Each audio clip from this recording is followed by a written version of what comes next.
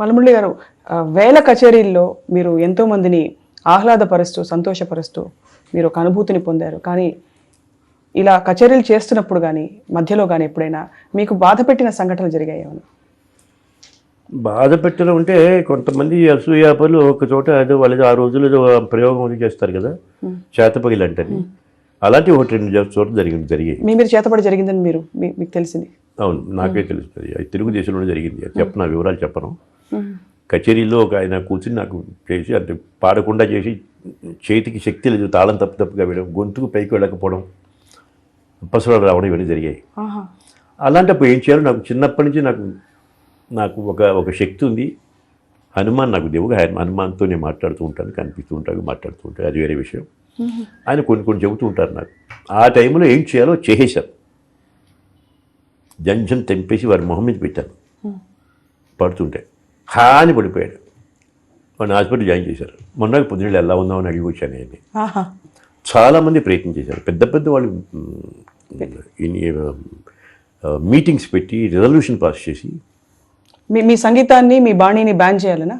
అసలు ఇతను పాడే శాస్త్రీయ సంగీతం కాదని, మనుషులు పాడి చేస్తానికి సొంత కీర్తనలు రచించకూడదని, సొంత కీర్తనలు పాడకూడదని, రాగాలు సృష్టించడానికి వీడో రాగాలు సృష్టించమంటాగేమిటి? బ్రహ్మదేవుడు తప్ప ఎవరు సృష్టించేవాళ్ళు లేరు.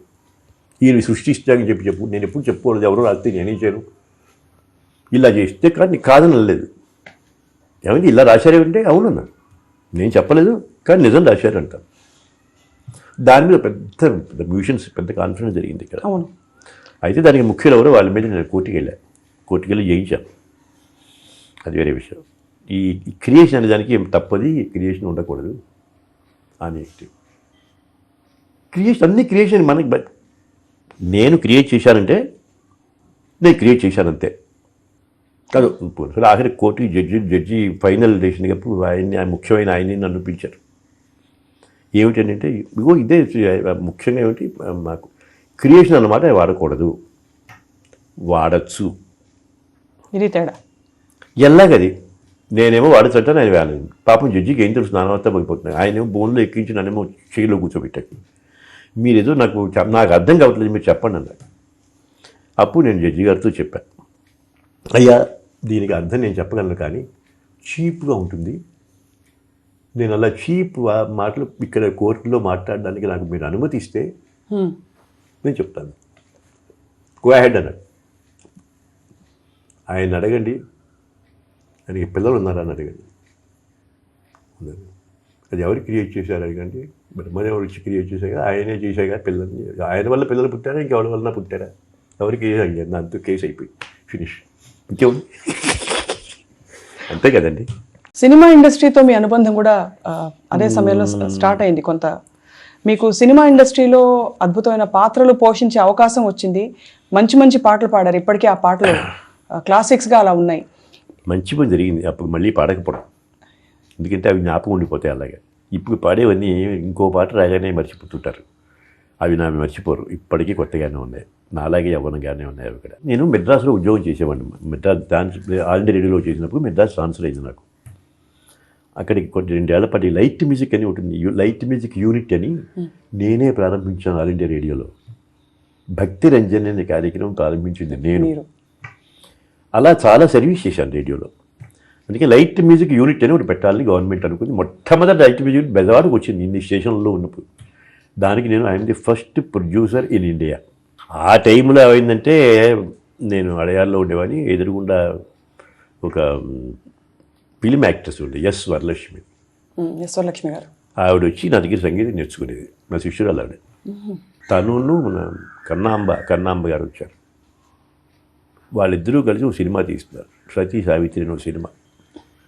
గురుగారు నేను ఫస్ట్ టైం సినిమా తీస్తున్నాను, కడారి నాగభూషణ గారు, కన్నాంబ, నేను, మీరందరూ ఒక్క శ్లోకమైనా పాడి ఆశీర్వదించాలి. మా ఇంటి ఎవరికి నాకు ఇష్టం ఉండదు, ఎందుకంటే రకరకాలుగా చెప్పుకుంటారు సినిమా ఫీల్డ్ అంటే. అప్పటికే ఇప్పుడు నాకు నచ్చుతుంది, అప్పుడు నచ్చలేదు. అప్పుడు ఒక శ్లోకమే కదా పాడతాను, సరే. దాంట్లో హీరో నాగేశ్వరరావు, దుష్యంతుడు, సావిత్రి ఏమో ఈవిడ ఎస్ వరలక్ష్మి. ఓ శ్లోకం పాడారు నాగేశ్వరరావు. ఎంత సూట్ అయిందంటే నాగేశ్వరరావు ఒకవేళ పాడితే అలా ఉంటుందో అలా ఉంటుంది. ఇంకో నాగేశ్వరరావు పాడితే ఘంటసాల పాడడానికి తెలుస్తుంది. మీకు ఆ రికార్డుని మీరు వినండి, నాగేశ్వరరావు పాడినట్టు కానీ బాలమురళి పాడినట్టు ఉండదు. తర్వాత ఆయనకి పాడలేదు నేను పాడకపోయింది, నేను పాడింది తర్వాతనే ఘంటసాల వెంకటేశ్వరరావు గారి పైకి వచ్చారు. అవన్నీ అనవసరం చెప్తున్నా. అప్పుడు ఇంకా అన్ని హీరో పాటలన్నీ నేనే, హీరోయిన్ పాడే పాటలు కానీ మ్యూజిక్ నేనే. ఒక పాట కూడా నేను అందులో రాసి కూడా పాటించాను సరస్వతి బ్యూటీ చేత, వరలక్ష్మి చేత. తర్వాత ఎన్టీ రామారావు గారి అందరికీ పాడాను, చాలా పాటలు పాడాను. తెలుగులో పాడాను, అరవం, మలయాళం, కన్నడం, పంజాబీ, బెంగాలీలో కూడా బెంగాలీ ఒరియా. బెంగాల్లో నాకు రవీంద్ర సంగీత్కి 2 డాక్టరేట్లు వచ్చాయి. దేశోత్తమ అవార్డు ఎవరికి రాలే, మ్యూజిషియన్కి నాకే వచ్చింది. అదే కాకుండా ఇంతవరకు ఇండియాలో ప్రపంచంలో నాకు తెలియదు కానీ క్లాసికల్ మ్యూజిక్లో best playback singer, film playback సింగర్లో national award, president award, best music director of movies, ఈ 3 వచ్చినవి నేను ఒక్కడనే. ఇప్పటికీ ఇంతవరకు ఎవరు లేరు. ఏదో ఒకటి వచ్చింది కానీ 3 వచ్చిన వాళ్ళు ఎవరు లేరు. నేను లాభం సరేలే. కానీ అంత విజయాల్ని చూసిన మీరు నటన నుంచి కూడా ఎందుకు దూరం అయ్యారు? మీకు సహజంగా మీలో నటుడు కూడా దూరం. చెప్పారు కదా, హీరోయిన్ లేని వేషం వచ్చింది నాకు. ఇంకా పాత్ర మీకు అదే అయిపోతుంది. ఆ తర్వాత మరి హీరోయిన్ మంచి వేషం ఇస్తామని ఎవరు రాలేదు. మరి హీరోయిన్ ఒప్పుకోలేదా ఏమిటో నాకు తెలియదు. మరి ఇప్పటికైనా చేస్తాను నేను. ఇప్పటికైనా ఇప్పుడు బాలమురళి గారు హీరో అయితే హీరోయిన్ ఎవరు అవ్వాలని మీరు అనుకుంటున్నారు? అయితే అలా అంత చౌకగా చెప్పేస్తానండి. అది మీకు ఆఫర్ తీసుకొస్తే చెబుతా. గురుగారు, ఆల్ ఇండియా రేడియోతో మీ అనుబంధంలో మీరు టాప్ గ్రేడ్ డ్రామా వాయిస్గా కూడా చాలా కాలం చాలా నాటకాలు top grade drama voice, light music, devotional music, classical music, vocal, viola, violin, mridangam, kanjira, director, director, composer, conductor, ఇన్ని టాపులు ఉన్నాయి, ఎవరికి లేవు. అందుకనే నన్ను నేషనల్ ఆర్టిస్ట్గా గుర్తించేశారు కదా, నన్ను గుర్తించారు కదా. నేను చాలా గొప్ప వాళ్ళతో ఉద్యోగం చేశాను అనమాట. రజనీకాంతరావు గారు, స్థాన నరసింహారావు గారు, పింగళ లక్ష్మీకాంత గారు, ఒక్కొక్క దాంట్లో చాకులు వాళ్ళందరితో పాటు నేను కూడా ప్రొడ్యూసర్గా ఉండగా మళ్ళీ నేను ఎన్నో నేర్చుకున్నాను వాళ్ళ దగ్గర నుంచి. అందరూ శ్రద్ధగా పనిచేసేవాళ్ళు, జీవితం మీద, డబ్బు మీద. ఏ పెద్ద నాకు మొట్టమొదటి రేడియోలో 250, తర్వాత లైట్ మ్యూజిక్ యూనిట్ వచ్చిన తర్వాత ఒక్కసారి 200, 450 జీతం. అంటే ఇంకా ఈ రోజుల్లో, ఆ రోజుల్లో చైన్ డైరెక్టర్ జీతం అది. ఏం చేసుకోవాలో డబ్బు తెలియదు. పెద్ద 3 అంతస్తులు మేడ కట్టేశాను బెజవాడలో నేను. ఈ కచ్చీలు, ఈ ఉద్యోగంతో కారు పెట్టుకుని, ఇప్పుడు కారు లేదు నాకు, అంత హాయిగా ఉండేది. ఇప్పుడు ఈ తరం పాడేవారు చాలామంది తయారవుతున్నారు, మీరు కూడా చూస్తున్నారు. వీరందరికీ మీరు ఇచ్చే ఆశీస్సులు, సూచనలు ఏమన్నా? ఇప్పుడు తరం చాలా బాగుందమ్మా. ఎందుకంటే నేను ఈ మధ్యన దాంట్లో చెప్పాను కూడా, చిన్నపిల్లలకి మంచి ఎంకరేజ్మెంట్ వస్తుంది, డబ్బు వస్తుంది. నేను కేరళలో పాడుతున్నారు పిల్లలు, అద్భుతంగా నేర్చుకోవాలి. అందులో ఉండే సంగతులు, మెణుకులు నేను నేర్చుకుంటున్నా. వాళ్ళకి తెలియదు పాపం. నేను శిష్యుల దగ్గర చాలా నేర్చుకున్నాను తెలుసునా. నేను చెప్పిన సంగతిలో వాళ్ళకి పలక్క ఇంకోలా పాడతారు, ఎంత బాగుందో అది తీసుకుంటాను. అర్థమైందా?